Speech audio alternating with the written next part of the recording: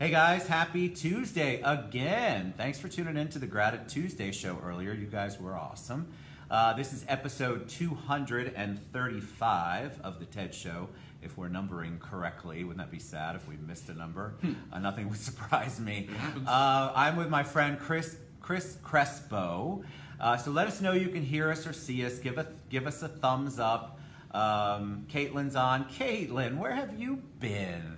Caitlin, it's good to see you on, but give me a heart or a thumbs up. Let us know you can hear us or see us. I do that because one show I did, we talked through the whole thing, people watched, and nobody could hear us. But then no one told you? Nobody told me. Oh, well, come on. It's on you people. It's crazy. So Bill Moore's back on. It was pretty funny. So I had an attorney on, of all things, an attorney friend. So I had to have him back on the show and owed him a lot. Thanks, Neil. All right, so Chris and I were talking about how we were introduced, and we were introduced by our mutual friend, Boris. Yes. Boris, I say that name a lot because I've had so many wonderful guests on the show and gotten to know so many cool people because of Boris's introduction. So I'm going to tag you when I share this video later, Boris, because I'm sure you're off working somewhere. Hey, Gina Lee. Hey, David. What's happening, guys? Rick Garcia, thank you. So give us a little background on you. So your bio was great. I was telling Chris earlier, I loved his bio because it was super detailed. Thank you. And I have about 1,000 questions. And I especially loved the last part, which I have to read to you guys. Chris loves dogs and abides cats. Snakes can GTFO, though. I loved it. I was like, I'm going to love him. He's got a sense of humor. All right, so give us a little background on you, where you're from, and then we like to always get to the point where we know your why, how you got to where you're at. Okay, well, I'm from the northeast of New York area, like New York City mostly. You are where? Mostly Staten Island. Born in Manhattan, lived in Brooklyn, but then I lived in Jersey and Delaware for a little bit. Nice. Mostly Staten Island, no. And then moved here for college in 2000, summer of 2000. Where'd you go to school? UCF. Me too. All right, alumni, there you go. Alumni, can you believe it? There you go, and it works. I went there from 2000 to 2004, got my degree, and then I decided, you know what, I'm just going to stay here because the weather's too good, and I like palm trees, and I love Orlando and Florida and Central Florida. New York's tough, man. Winters are hard there. People don't. I was born in Northeast Jersey, so I you know. And when have you gone back? Because winters are worse. Once during I call it the dirty snow time, like March. Oh yeah, the slushy snow. Where in Manhattan, it's all slushy, gray, dark, dirty snow. It's the worst. The winters there are now colder than they've ever been. I've heard that. And the summers are hotter than they are here. So what's up with that? Why wouldn't you want to be in this beautiful sunshine? Exactly. That's called climate change, and it's ruining everything. So there you go. Pretty soon, most of Florida will be underwater. So where else are we going to go? Where am I gonna go? Actually, here in Orlando, we're fine because it's like the highest point in the peninsula. So we might be all right. That's right. Yeah. Well, right. The Citrus Club may become beachfront property. But I'd love it. Actually, I could live here. Yeah, that'd be fine. So I moved here in 2000, and then in 2009, if we all remember the economic crash, and a lot of people's lives were upended. Yes, I was without work for like 6 months. What was work? So what did you graduate with? A legal studies degree. A legal studies degree. Yeah. What did you want to do with that? I was interested in law and being a lawyer, but then by the time I got the degree and a couple years after that, I was like, maybe this isn't this isn't the route for me. This isn't the road I want to take. Right. So I decided against law school, but I can still use the degree and my education for just work and day jobs and paying the bills and stuff like that. But in 2009, the company I was working for closed because of the crash, and I was struggling for money, and I found an opportunity online to write movie reviews and to write about films and get paid for it. Had you had any experience doing that prior? Not for money. Not for No, not for money. Not for money. I am a writer. I've been writing ever since my mom got me a typewriter at the age of 7.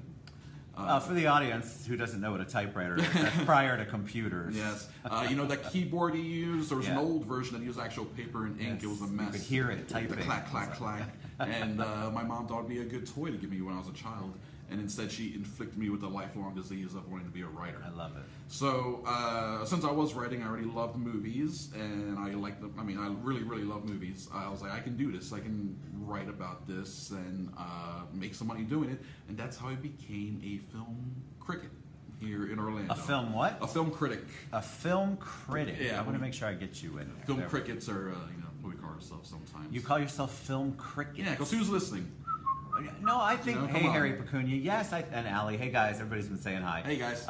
But I love. So tell me about that whole world. I'm fascinated by it because did you get a lot of hate mail? What was the first film you reviewed for money? Do you remember? Oh man, I think the first article I wrote was about a movie called Primer, which had come out a few years before that. It's a time travel movie, a little indie film. I did a lot of writing about indie films and small films, just trying to get the word out there and trying to get more people interested in that kind of stuff because that's what I'm interested in.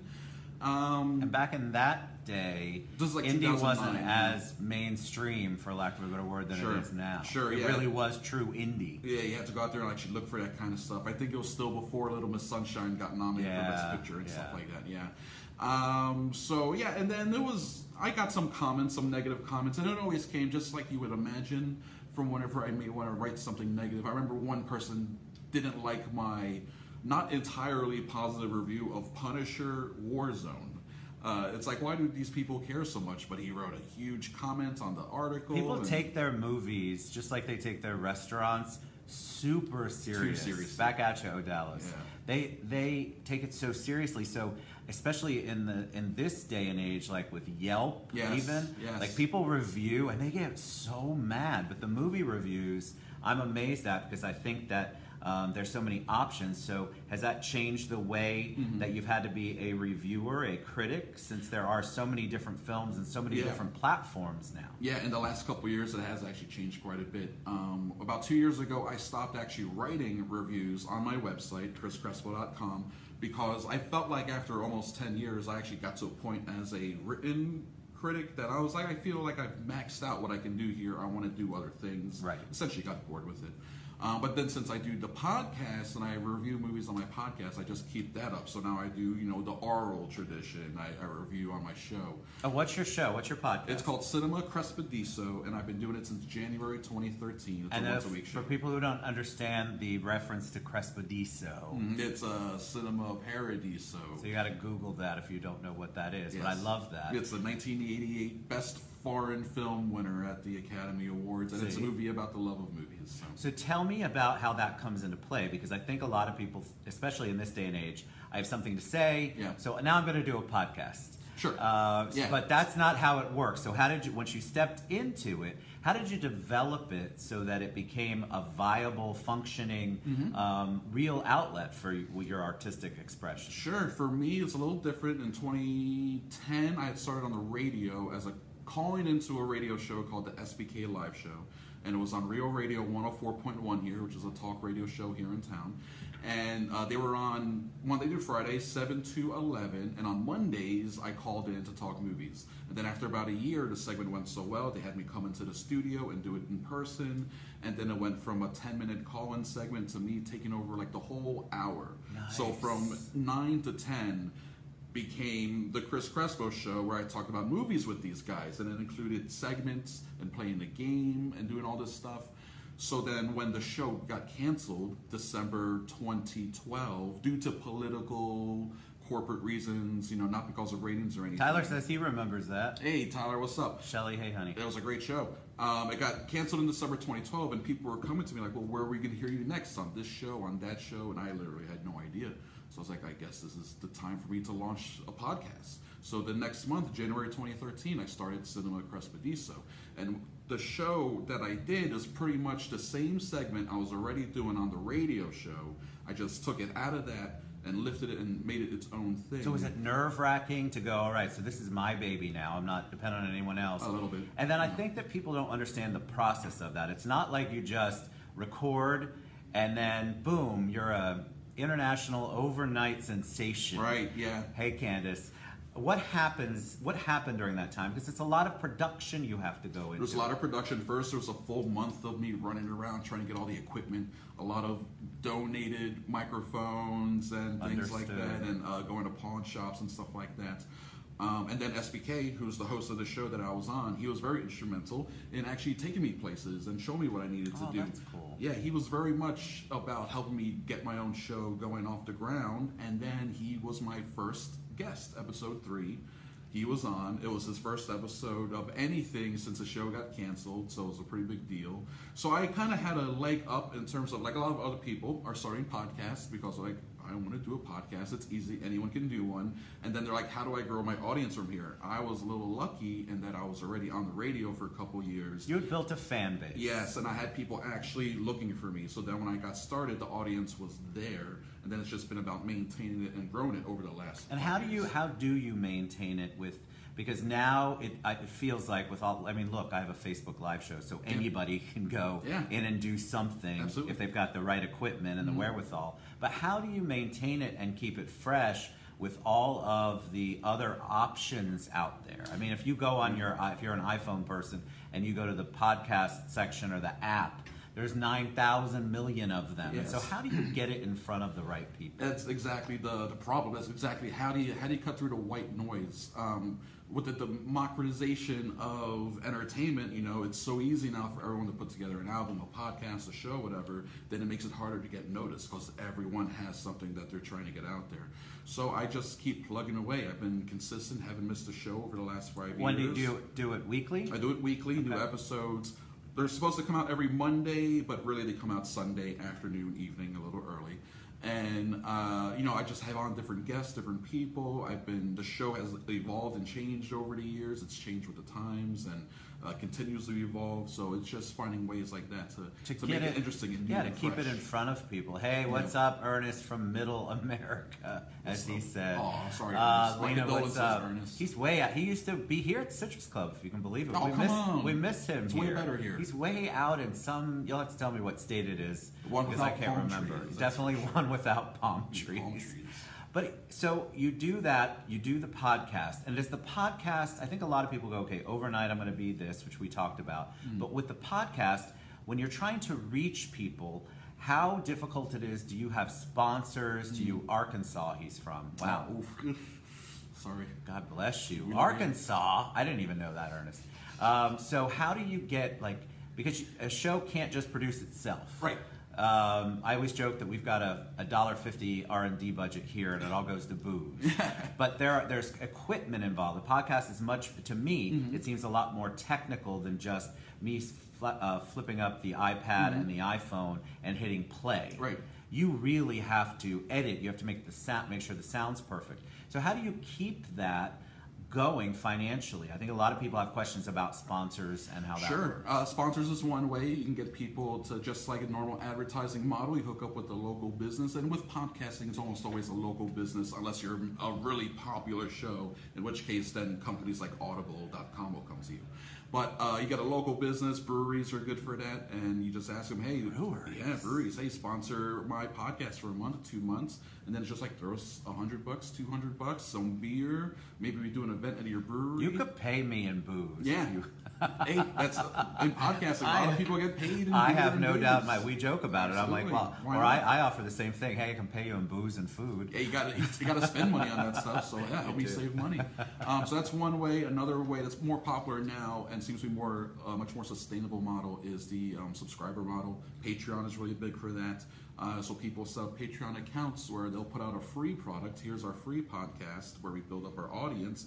And then here are our bonus episodes that are going to be behind a paywall. Have you used that successfully? For me personally, not yet. I know other podcasters. I'm fascinated by it. Patreon, if you guys don't know, it originally started as a game. It was gaming oriented, right? So a lot of gamers used it to communicate and to kind of show off their talents. I think you're talking about Twitch. Oh, maybe. Twitch is similar, but that has a video component to it. And yes, that did start with gamers, and it's still gamers. But Patreon definitely has, like, so we've talked about. I love that you brought that up. We have a lot of people that watch the show that are now doing their own Facebook Live and podcast. That's why I'm asking these, so you know the point of reference. But a lot of people on Patreon, we set up an entire account because we wanted to do something like maybe a TED show after hours, or give content or interviews that you couldn't get on the regular show that people actually subscribe to. And you start, it's kind of like almost like a crowdfunding. Yes. You start like at $1 you get this, at $5 a month you get this, at $10.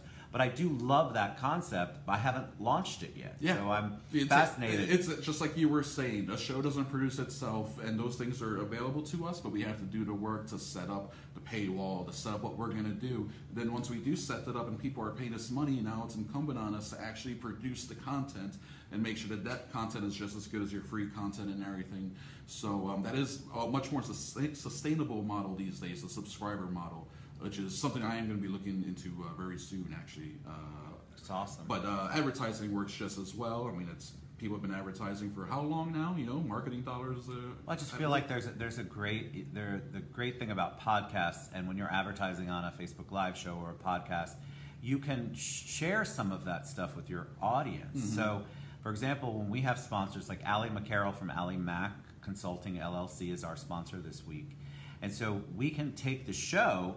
She can share it. I can share it. We can say she's a sponsor, and it reaches such a big, broad view of people for such a small amount of money compared to a mailer campaign or a TV campaign, right. or God forbid, even a radio campaign can be challenging sometimes on the cost. Oh, radio campaigns are very expensive. And then you have control over it. That's a part that I love. Yeah. I can take the I can push the show all over the planet, anywhere I want to push it. And that's what's great, I think, for sponsors. So is that your full-time venture? You have a lot of different things. I have so much going on. So tell me more. Tell me what else you have going on. Yeah, so Cinema Crespo, so I've been doing since January 2013, the weekly movie show. That's, if I'm gonna say that I'm known for anything at this point, it would be that. That's what's been opening doors for me. But then with my friend Steve Etchie last year, we launched PFT Media, which is our media production company, and it's starting as a podcast network in which we got together with 4 shows that are already pre-existing. Banded together, and then on top of that, we produce another 6 shows, brand new as of last year, covering a whole range of topics.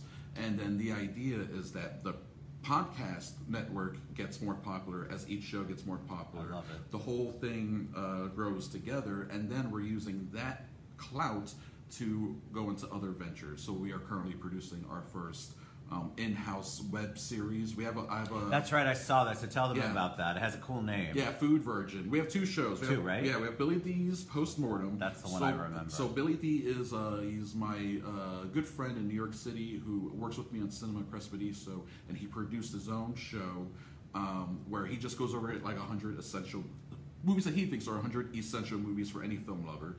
5 movies at a time, an episode a week. That went on for like 4 or 5 months. And it's all, if you go on to YouTube and just look up PFTV, it'll pop right up. That's cool. And then the show we're producing now here in Orlando is called Food Virgin. And my friend and co-partner in crime, Steve Etchie, has a lifelong food aversion where he has trouble eating foods based on like texture. Sure. Not even flavor. A lot of people do. A lot of people do, but his was really bad for whatever reason. And he's now in his mid-30s. He's a grown man, and there are some very basic foods he's never eaten. So we were going around town to different businesses. I love this. And that's so awesome. So it's a dual thing. We're featuring great local businesses, like the 2 places we shot so far: Orlando Meats on Virginia. They're fantastic. And then Pizzeria Roberti over on the east side of town. A little pizzeria that opened up last year. I don't know anything about that. Oh, in a year or 2, everyone's gonna know about them. That's so cool. They're great. So did he have a texture issue with certain meats or pizzas or cheese or? Yes. So I'll go ahead and let people know for Orlando Meats, the featured food item was sausage. He had never really had sausage before. He had a hot dog for the first time like 5 years ago. Isn't that unbelievable? It's crazy, right? So we did a whole plate of sausages, like 5 different ones. And then he has a co-host, Amy Drew Thompson. She's a writer, and she's a foodie. She loves food. She knows what she's talking about. So she's there to balance it out. When Steve tries something for the first time, and he's like, "Oh," and he makes a face. Does he have to have therapy before he goes in? Like, this is his therapy. This is his therapy, right? The therapy. This is crazy.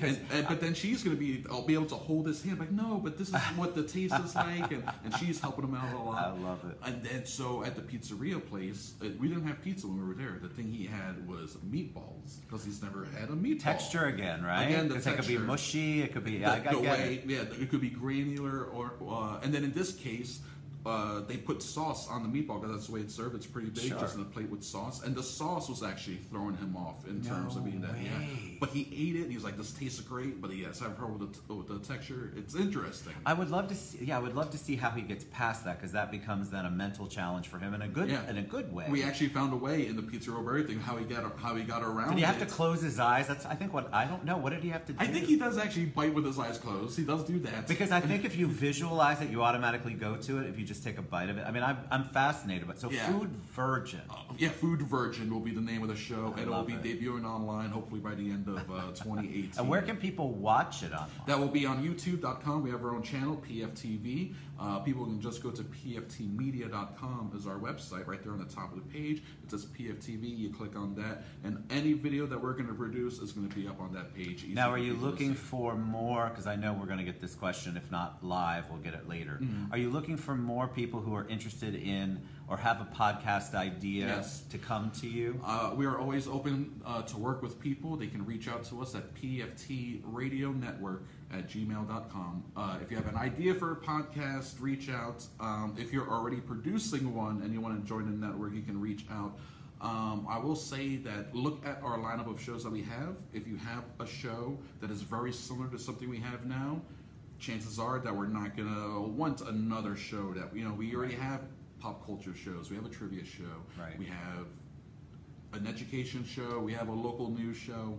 So if you can fill a niche that we're missing, and there are plenty of niches that we're missing, we'd love to talk and see if we can work something out. And don't discount that. So if you think you have an idea and you think it's close, it may not be close. Yeah. So just reach out to Chris. And then Reach out maybe to we them. can work together and find the angle that does make it a unique and interesting and exciting idea. Because it's people don't realize how it's not difficult for me, but they think that just because, and you either, they think that just because you can talk and you're known as a talker, that actually will get you through 30 minutes, an hour of a show. And I want to tell you, I've had talkers on the show that I personally know, and it's like, shut down. Yeah, it's like they get the ideas They go, out. oh and they my stop. God. Yes, so, and they're all about, I do a series with a friend of mine, Gert Garman, we Shaken and Stirred, and we talk about how you can't just ask yes or no questions. Right. You can't just ask the questions and then hey, how's the weather today? Great. Yeah. So what's your business? Insurance. If you go like that it? way, do you No. like no? Yeah. If you're not willing to open up, you may be a fantastic talker or speaker in person with a couple of people, but it's completely different when you're on and you know that you have to do that topic for 15 minutes, 30 minutes, an hour, and you have to do it regularly. Yes. That's the thing. My friend Steve Etchie, who I run the network with, he has a show called Tidbits where he interviews people, and then between the interviews, he talks for 5, 10, 15 minutes on his own. And he's been podcasting since 2009, 07, 2008. And he'll tell people, if they're thinking about it, write down some topics, and then record yourself talking and see how far you can get on that topic talking about yourself. That's a great idea. Can you get to 5 minutes? Can you get to 10 minutes? You'll realize quickly how hard it is to actually bloviate in a way that may even Oh, I be like that interesting. word, bloviate. That's all it is. It's I'm just going a to bunch look of that hot one air. up and use that all the time. I feel like I bloviate all day long. I think we're master bloviators. Is what's But it's going on. true. I think that people really do. Like people go, I'd love to do that. And I've seen them actually do some shows. I mean, I feel very blessed because I've had people copy or want to be a part of a Facebook Live show or a podcast because they've seen the wonderful blessings I've had with the TED Show. Yes. So it's amazing. But then they go, oh my God, I didn't realize how much work it is. Right. So I want to tell you that when comparatively it's not that much work for me. I can't lie. I mean, I'm going to say I'm sweating over here over the TED Show. But it does take a commitment. Especially, I'll say you do 5 shows a week. I do. And you have a guest booked for every show. I do. Booking guests is the biggest pain in the butt for my show. You and know I've been trying to book a guest every episode for this year in particular, and it has been a pain. Can I tell you a pet peeve? I'm going to share it because I'm dying to share this. Are you ready? Yeah. So I usually ask people, give me several, and I put it in capital letters, different, capital letters again, days that you're open during the following weeks. I give them 3 weeks. I'd say 90% of the time, they pick a day that's the first Monday of each week. The first one, and everyone picks the same And day. I'm like, Wait, I said several. Ted, I don't understand. You told me to pick on October 10th. No, I did not. So it's fascinating, and that's part of the challenge is the communication back and forth. Absolutely. You're constantly going back and forth. I'm very blessed. I've never had anybody reschedule on me. I've had to reschedule on a few people, but normally it's 1 o'clock every day, and if I can fit somebody in, like I do my own shows all by myself, like your friend does, like your partner does, and those I can be flexible with. But if you're on the TED show, it's 1 o'clock. Monday through Friday. This is what is happening. This is where we're going. Be here. So yeah, I can appreciate the fact that the contact and the scheduling can be very challenging. So just because you have minimal equipment doesn't mean that what you're doing is like easy or anyone can do it. And that's the trick. That's the lie that everyone has when they pull up their Instagram and they see, ooh, IGTV. I can be my own entertainment source, and then they start recording, and then it's garbage. And the problem with me with IGTV, 10 minutes. Oh yeah, there's a limit on it. I literally can't. I don't know how to talk less than 10 minutes, so it can be very difficult for somebody. You have to time that. You have to be very purposeful and intentional when you set out to be specifically for IGTV. That's true. And then I don't know how to edit a show like this. We're 30 minutes. What am I going to cut out? I don't want anything to do with. All right, so what's the next big step for you? What do you want for the future for what you're trying to do and what you're already doing in the community? PFT Media will hopefully become a full service media production company here in town that people can come to for like any of their needs, whether it's video or audio, maybe even live events, because we are working on things like that as well. We want to be able to service as many entertainment avenues as possible. That's awesome. And be reliable in doing it, and people can then equate PFT Media with quality service and quality entertainment. So hopefully within the next couple of years, we'll be known as more than just a podcast network, and we'll be doing our own web series and making monies hand over fists. And helping Wouldn't that be people. Nice? Speak it, brother. Yes, speak it out there in the universe. We want to make our monies and then help other people make theirs doing what they love instead of just using their legal studies degrees to get by. I love it. All right, so we're going to share all of Chris's contact information when we post the show, how you can reach out to him, how you can get to the media company, how you can watch or listen to Cinema Crespo. And we want you to engage with Chris because I think you have a very unique and interesting service with the Startup Media Company. I think it's awesome. So any parting words of wisdom for them, anything you want to share with them before we head out? Parting words. I have parting words of wisdom I use at the end of every episode of Cinema Crespo, so I'll leave that with you now. Read more books, break up the big banks, be excellent to each other, and free Mumia Abu-Jamal. There you go. And so you can Google that. We're gonna have, when Chris shares the show, I'll make sure he puts that in there because I think it's important because I don't think anybody got the last part, but it's an important part too. There you go. So, all right, you've been a joy to have on. Thank you. And you did table talk. You told me not to. I know, it was so good. I laughed the whole time. I had a couple table talkers last week and the camera shook the whole time. You guys have been awesome. Thank you so much for tuning in. Go out and check Chris out. Please reach out to him. I know a lot of you have ideas because you come to me with them. And I mean, I'm just the one guy with an iPod and an iPhone. That's it. He's got the background, the technology. Definitely reach out to him. And if you've got an idea, don't be afraid to share it. Get out there. Take the leap. Be creative. You've got the creative stuff in you. Here's somebody who's going to listen to you. You can already tell he's not going to judge you. I mean, we'll make fun of you later. I'm kidding. But he's not going to judge you, and that's what you want. So express your ideas, okay? We love you guys. We'll see you back here tomorrow. Mwah.